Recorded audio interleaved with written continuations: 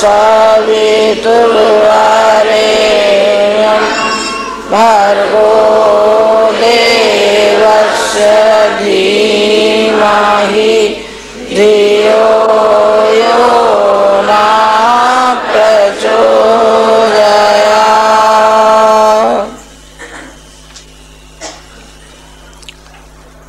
चैत्र की और अश्विनी की जो नवरात्रियां होती हैं, इनको हमारे यहाँ संधि बेला कहते हैं। संधि बेला का मतलब है कि दो ऋतुओं का मिलन, जैसे सर्दियों का समापन और गर्मी का आगमन। उधर गर्मी का समापन और सर्दियों का आगमन, उसको हम संधि बेला कहते हैं। संधि बेला की जो दोनों ये नवरात्रियां हैं, अपने आप में बहुत महत्व रखती हैं। इसमें जो भी उपासना की जाती है, और यदि मन लगा करके की गई है, श्रद्धा के साथ की गई है, तो वो फलीभूत होती है। यदि श्रद्धा को नहीं लगाया गया है, तो फिर उसके हाथ कुछ लगना है नहीं। क्यों साहब, हम 27 माला रोज करेंगे तब भी कुछ नहीं लगना है? हाँ, तब भी कुछ नहीं लगना है। क्यों नहीं लगना है? कि आपने अपने इष्ट के तई श्रद्धा का बीजारोपण तो किया ही नहीं। आपने श्रद्धा को नहीं लगाया, आपने अपनी निष्ठा को नहीं लगाया। माला तो जरूर फेरी, आपने 2.5 घंटा तो जरूर लगाया, लेकिन वो तो आपका निरर्थक चला गया। क्यों साहब, निरर्थक कैसे चला गया? आप और आपके इष्ट एकाकार नहीं हुए ना। आपने सब कुछ अपने इष्ट के तई समर्पित कहाँ किया? आपका प्रेम कहाँ रहा इष्ट के प्रति?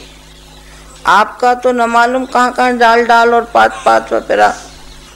इसमें भावना मिलाने की जरूरत है, इसमें श्रद्धा को मिलाने की जरूरत है। श्रद्धा यदि आपने अपने इष्ट के तई मिला दिया है, तो फिर आप पा जाएंगे। कबीर ने, मीरा ने, दादू ने, अन्य भक्तों ने जिन्होंने पाया है, उस श्रद्धा के बल पर पाया है। अच्छा, तो बताइए, मीरा कहाँ तक पढ़ी थी? बिना पढ़ी लिखी थी, लेकिन भक्ति के क्षेत्र में वो आगे रही। भक्ति के क्षेत्र में आगे रही और नारी जागरण का बहुत काम किया है मीरा ने। इसी तरीके से सबरी कहाँ तक पढ़ी थी? लेकिन भगवान राम सबरी के यहाँ गए और सबरी के यहाँ जाकर के झूठे बेर खाए। तो साहब, ऐसा क्या पड़ा था? क्या उनके लिए और कुछ खाने को नहीं था? खाने को सब कुछ था, लेकिन भक्त की भावनाएं खाने को नहीं थी कहीं भी। वहाँ भक्त की भावनाएं थी और उसकी श्रद्धा थी। पढ़ी लिखी भी नहीं थी, जो बहुत श्लोक जानती हो, कर्मकांड जानती हो, सो बेचारी नहीं जानती थी। इतना भर जानती थी कि मातंग ऋषि के यहाँ रहती थी, अछूत थी। तो वो ये इतना भर जानती थी कि रास्ते में मातंग ऋषि जाएंगे और उनके शिष्य जाएंगे तो कहीं कांटा न लग जाए, तो वो उनके पहले ही से, जाने से पहले, गंगा स्नान के पहले ही वो झाड़ू लगाया करती थी। और उसका नित्य क्रम था ये झाड़ू लगाने का, और रोज वहाँ फूल लगाने का था कि कभी राम मेरे घर आएंगे। अब भला कैसे राम आएंगे जरा बताइए। पर उसकी भावना थी और उसकी श्रद्धा थी। भगवान राम सबरी के यहाँ पहुँचे और भगवान राम मीरा के पास पहुँचे। मीरा ने अपने श्रद्धा के बल पर पत्थर के टुकड़े में से और कृष्ण गोपाल उसने निकाल लिया। श्रद्धा से पैदा किया, और श्रद्धा से ऐसा पैदा किया कि उसके साथ नाचता भी था भगवान। और भगवान गरल भी पीता था, जहर भी पीता था। मीरा के लिए जहर गया और मीरा ने न पी करके कृष्ण ने जहर पिया, उसके लिए अमृत हो गया। जहर अमृत हो गया। किसने पिया? जी भगवान कृष्ण ने पिया है। एक जगह एक उदाहरण आता है, मुझे याद नहीं रहा जरा, कि किसी को चोट मारी तो वो कृष्ण की पीठ पर जाकर के लगी, और सांप छोड़ा था तो सांप बजाय उसको खाने को जो भक्त को काटा और भगवान की उंगली नीली पड़ गई, ऐसा सुना गया है। श्रद्धा के बल पर ही रामकृष्ण परमहंस ने एक काले पत्थर में से काली को उत्पन्न किया, और काली में वो होते हुए चले गए। कौन? रामकृष्ण परमहंस। विवेकानंद का भी ऐसा ही हुआ। विवेकानंद एक नौकरी मांगने के लिए गए और उन्होंने ये कहा कि बेटा मेरे पास तो नौकरी नहीं है, तू काली माँ के पास चले जा। काली माँ के पास चला जा, और जब उसका विराट स्वरूप जो काली माँ का देखा तो वहीं वो माँ के चरणों पर गिर पड़े। उन्होंने कहा कि बस अब मुझे कुछ नहीं चाहिए, मेरी परीक्षा ली गई थी, अब मुझे कुछ नहीं चाहिए, मुझे तो केवल करना है तो अपने गुरु का काम, अपने भगवान का काम करना है। वो कितना ऊंचा उठता हुआ चला गया विवेकानंद।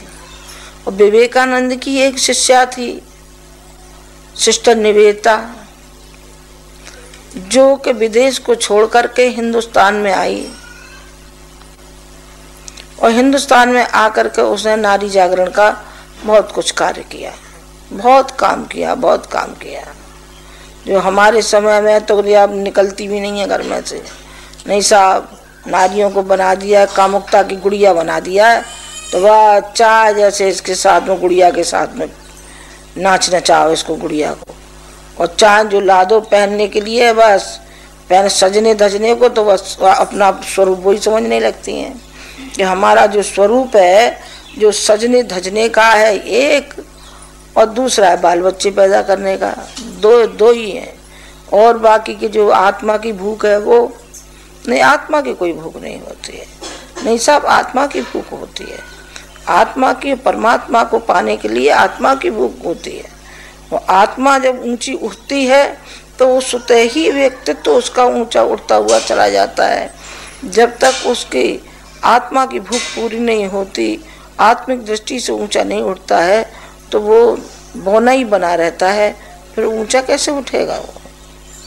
जब आत्मा की पुकार वो स्वतः ही सुनेगा, अपने सोए हुए भगवान को स्वयं ही जगाएगा, तो फिर उसका भगवान उसका साथ देता हुआ चला जाएगा। जैसा कि मैंने अभी कहा था कि मीरा के भगवान ने उसका साथ दिया, और उसने कहा सखीरी मैंने गिरधर लीनो मोल। ने काहे से मोल लिया है तूने? उन्होंने कहा कितने दामों में लिया है, कितने रुपए में लिया है? उन्होंने कहा कि नहीं, मेरा भगवान बिकता नहीं है, मेरा भगवान तो प्रेम में और निष्ठा के साथ और श्रद्धा के साथ उसकी शादी होती है, और उसी से वो बिकता है। उन्होंने कहा सखीरी मैंने लीनो गिरधन मोल। काहे से? श्रद्धा से, श्रद्धा से। लीना प्रेम तराजू तोल, प्रेम की तराजू में मैंने तोला है। तो पहले उसने एक और बात कही, उन्होंने कहा सखीरी मैंने गिरधर नहीं, नौकर राखोसी, चाकर राखोसी। मैंने तो चाकर रखा है भगवान को। चाकर, अरे चाकर तो प्रोविडेंट फंड मांगेगा, क्या क्या मांगेगा, ये भी बेकार है। तो फिर क्या करना चाहिए कि भगवान को मोल ले लेना चाहिए। उसने मोल ले लिया भगवान को। मैं आपको उनकी बात बता रही हूँ जो वास्तविकता है। वास्तविकता है इसमें कि श्रद्धा आपकी अटूट है कि नहीं है। आप जिस समय जप कर रहे हैं उस समय आपकी भावनाएं क्या हैं? आपकी भावनाएं घर गृहस्थी के अंदर घूम रही हैं, व्यापार में घूम रही हैं, या अपने इष्ट के प्रति लगाव है आपका? जहाँ प्रेम होता है वहीं मन भागता है। व्यापार में मन होगा तो व्यापार में भागेगा, नौकरी में होगा तो नौकरी में भागेगा, बीवी बच्चों में होगा तो बीवी बच्चों में भागेगा, वो तो माँ भागेगा। इष्ट के प्रति है कहाँ? भगवान के प्रति हमारा प्रेम है कहाँ? यदि हमारा प्रेम सच्चा प्रेम है तो भगवान हमसे दूर नहीं है। तो आप कहेंगे कि ये बताइए कि उसकी परिभाषा क्या है? उसकी एक ही परिभाषा है, वो है संवेदना की परिभाषा, कि संवेदना के रूप में भगवान हमारे निकट आता हुआ चला जाता है, हम बनते हुए चले जाते हैं और दूसरों को हम बनाते हुए चले जाते हैं। एक हमारे यहाँ पिसनहारी हुई है महिला, मथुरा में हुई है, तो उस बाल विधवा थी वो।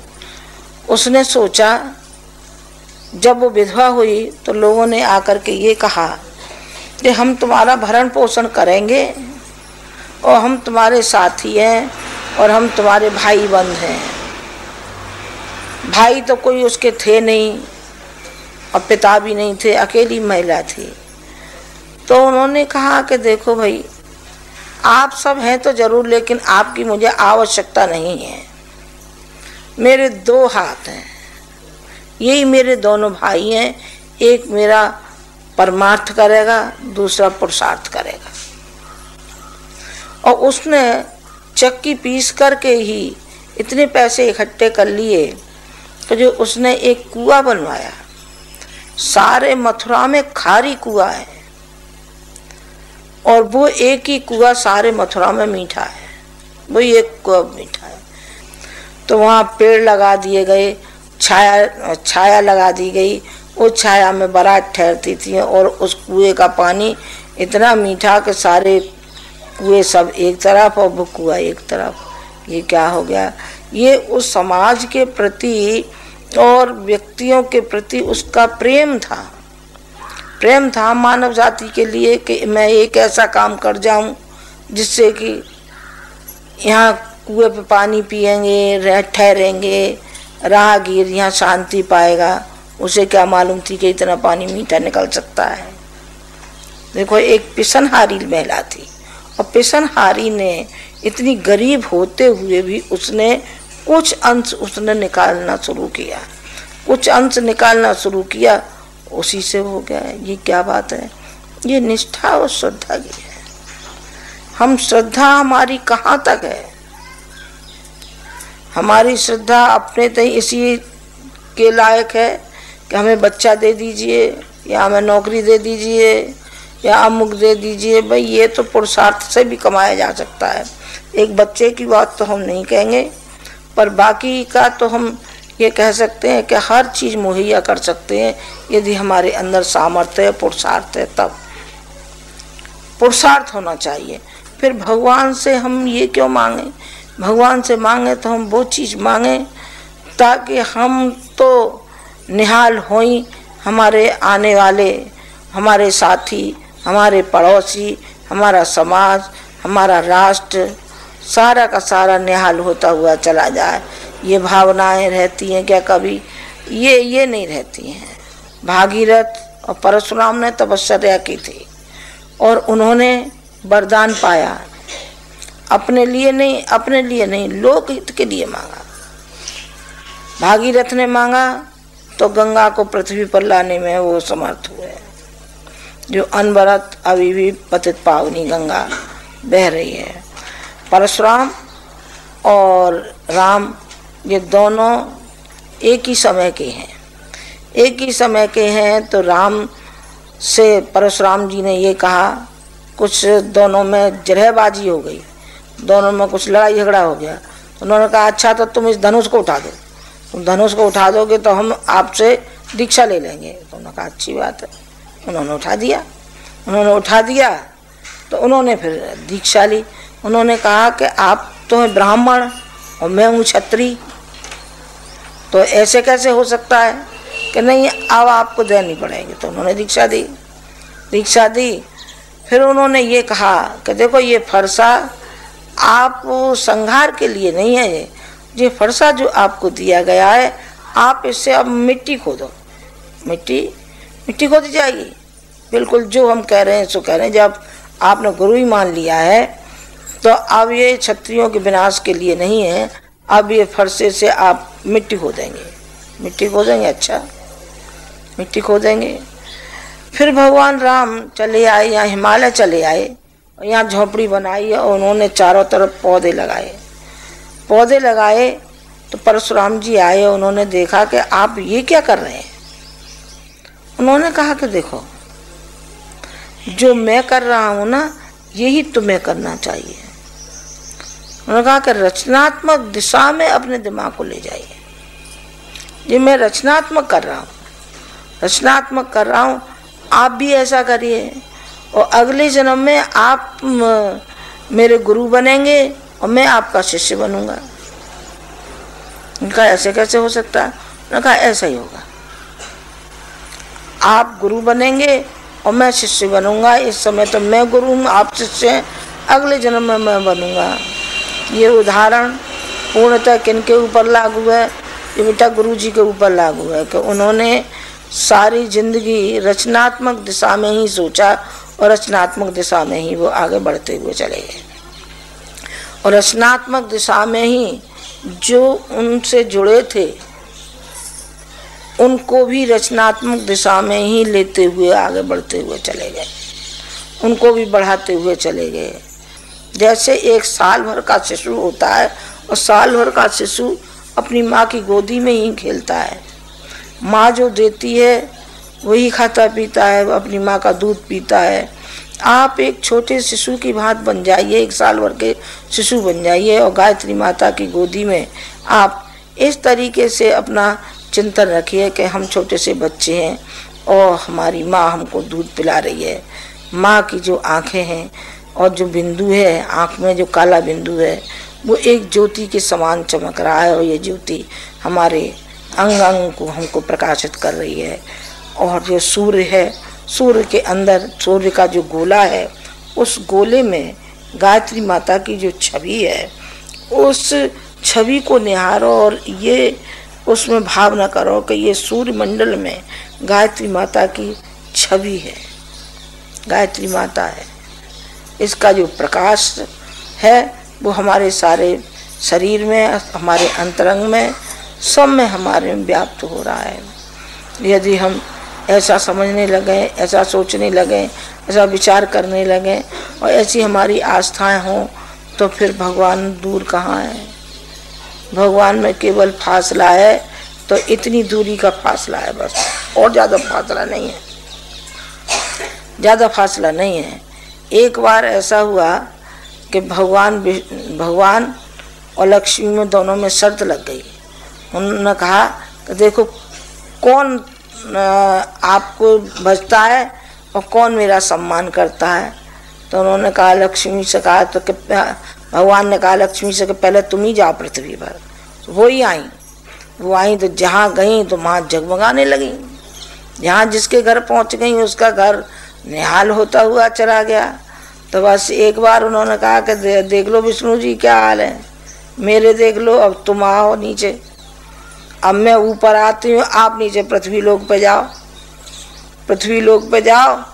जब पृथ्वी लोक पे भगवान आए तो वहाँ जैसे ही वो आए तो पहले तो किसी में आस्था ही नहीं थी, आस्थाएं नहीं थी, थोड़ी बहुत थी तो इतनी थी कि चलो उनके दर्शन करें हमें, दर्शन करें हमें।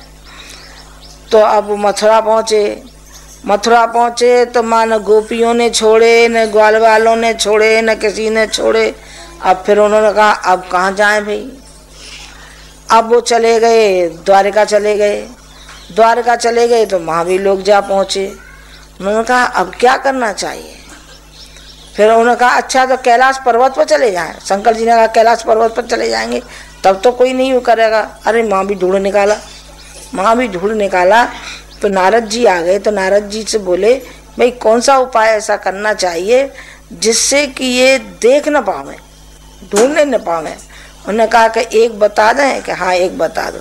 तो फिर आप एक काम करिए कि आप जाइए और आप दिलों में बैठ जाइए, कोई नहीं देखेगा, कोई भी नहीं ढूंढ पाएगा। जो कोई देखेगा अंतरंग में वही भगवान को पाएगा। उस दिन से कहते हैं कि भगवान हृदय में बैठा है, हृदय में भगवान बैठा है। भगवान हमें ढूंढने कहीं नहीं जाना पड़ेगा। भगवान के हम दर्शन करने जाते हैं लेकिन दर्शन एक फिलॉसफी है, उस फिलॉसफी को समझे बगैर हम जहाँ तहाँ भटकते रहते हैं, अपने पैसे खराब करते रहते हैं। चलो साहब कहाँ चलो, जगन्नाथपुरी चलो, बद्रीनाथ चलो, और कहाँ चलो केदारनाथ चलो, अच्छा साहब बद्रीनाथ चलो। अब बद्रीनाथ की फिलॉसफी मालूम है? बद्रीनाथ पर कृष्ण जी ने 12 साल तक तप किया था, और तप जब उन्होंने 12 साल किया उसके बाद उनके लड़का पैदा हुआ, इससे कि उनका इतना बड़ा परिवार हो गया। नाम मैं जरा भूल गई, पद्ममुंता कुछ ऐसे ही नाम था। हाँ, तो वो पैदा हुआ। उन्होंने 12 वर्ष तक वहाँ तपस्या की। आप जाते हैं, धोख लगाए आते हैं, अब जय बद्री विशाल की जय, वहाँ पहुँच गए। वहाँ से फिर केदारनाथ पहुँच गए, तो केदारनाथ की भी ऐसी जय बोले आए और चले आए। उसके पीछे जो छिपा हुआ शिक्षा है वो कहाँ चला गया? गंगोत्री जाते हैं, वो गंगोत्री जा करके और नहा करके और वहाँ सारा गंदा और कर आते हैं, गट्टी हिसाब से सब जगह गंदी हो जाती है। गर्मियों में कभी जाओ तो फिर वहाँ ठहरने को मन तो करे ही नहीं। एक दफ़ा ऐसा था, मैंने गुरुजी से ये कहा कि मैंने कहा आप गए हैं हिमालय, मैं भी जाना चाहती हूँ, तो मैं ज़रा देख के आऊँ, होके आऊँ, ज़रा मैं भी रह के आऊँ थोड़े दिन। तो गर्मी के दिन थे। उन्होंने कहा कि मत जाना। ऐसे मैंने क्यों मत जाना? आप तो मैंने कहा 1-1 साल रह करके आए और मुझसे कह रहे हैं कि मत जाओ। उन्होंने कहा कि मेरी और बात थी, तुम्हारी और बात। मैंने मेरी क्या बात थी? मैंने पूछा। उन्होंने कहा देखो ऐसी घोर गंदगी है, माँ घोर गंदगी है, गंदगी के मारे नाक में बदबू आने लगेगी, तो ठहरा भी नहीं जाएगा इन दिनों, तुम पर ठहरा भी नहीं जाएगा। जे उन्होंने कहा और ये ठीक कहा। माँ गंदगी फैलाने को जाते हैं, न कोई गंगोत्री के दर्शन करने जाता है, न गंगोत्री को नहाने जाता है। नहाया जाड़े की वजह से नहीं जाता, ठंडक की वजह से नहीं नहा पाते। और दर्शन तो उस विशाल उसको दर्शन करने आप जाएंगे, आप क्या दर्शन करेंगे? दर्शन तो एक फिलॉसफी है बेटा। दर्शन करने तो हम गए थे जहाँ गुरुजी ने तपस्या की थी, उस पर एक शिला पर भागीरथ शिला थी। तो मेरा मन हुआ अब की बार, मैंने कहा मैं तो जहाँ जहाँ गए हैं वहाँ मेरा जाने का मन है, जहाँ जहाँ उन्होंने तप किया है। मैंने कि जहाँ मेरे पैर चलेंगे वहाँ तक मैं जाना चाहती हूँ। मैंने बच्चों से कहा।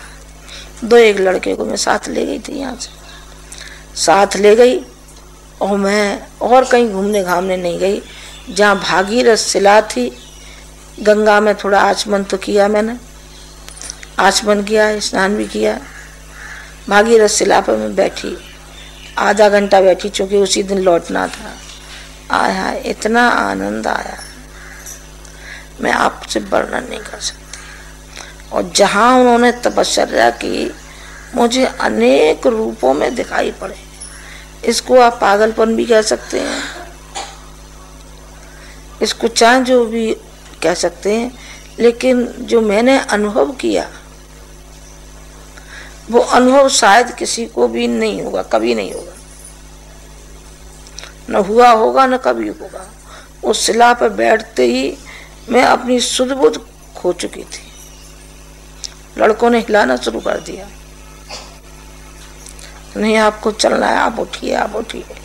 और उस जगह को जब मैंने छोड़ा तो ऐसा मालूम पड़ा कि मैं जाने क्या मैं छोड़ करके मैं यहाँ से जा रही हूँ, किस अपने सगे को छोड़ करके मैं जा रही हूँ। मुझसे वो जगह छोड़ी नहीं जा रही थी। इतना मुझे जोर से रोना आने लगा। तो लड़कों ने कहा माता जी को ये क्या हो गया, क्या हो गया? यहाँ से जल्दी चलना चाहिए, जल्दी चलना चाहिए। मैं आपको दर्शन क्यों कह रही हूँ, रोने वाली बात नहीं कह रही। ये भी एक उन्माद है, रोना भी ये नहीं। मैं तो ये कह रही कि वहाँ से शिक्षण लेके आकर क्या आए। हम शिक्षण लेके आए कि हमें अश्वमेध करने, हमें प्रेरणा मिली, और प्रेरणा जो मिली वो प्रेरणा हमने बखेर दी, सब में बखेर दी। और किस तरीके से अब सारी जनता में, सारे जो हमारे अपने हैं, किस कदर उनमें ज्वार भाटा की तरीके से भावनाएं उमड़ने लगी हैं। ये तो है दर्शन।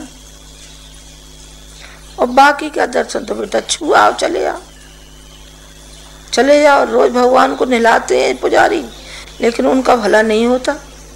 क्यों नहीं होता? कि पुजारी नहलाता है, खिलाता है, सुलाता है, लेकिन भावनाएं नहीं है पुजारी की। तो भावनाएं नहीं है तो आज हमारे राष्ट्र में कितने मंदिर हैं? हजारों मंदिर हैं, हजारों की तादाद में पुजारी हैं। फिर ये तो सारे पुजारी बैकुंठ को चले गए होते, ये बैकुंठ को जाएंगे?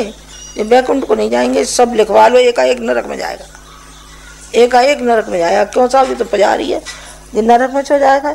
इसलिए जाएगा कि उसने भगवान के उस स्वरूप को नहीं देखा जो कि मानव जाति के रूप में भगवान है। सुबह मैं निराकार और साकार की बात कर रही थी कि निराकार के लिए पहुंचा तो जाता है लेकिन देर लगती है। पहले हमको साकार बनाना पड़ता है और साकार में ही अपना ध्यान केंद्रित करना पड़ता है। जब हम उसमें ध्यान पूरा केंद्रित कर लेते हैं तब फिर हम निराकार की उपासना करते हैं।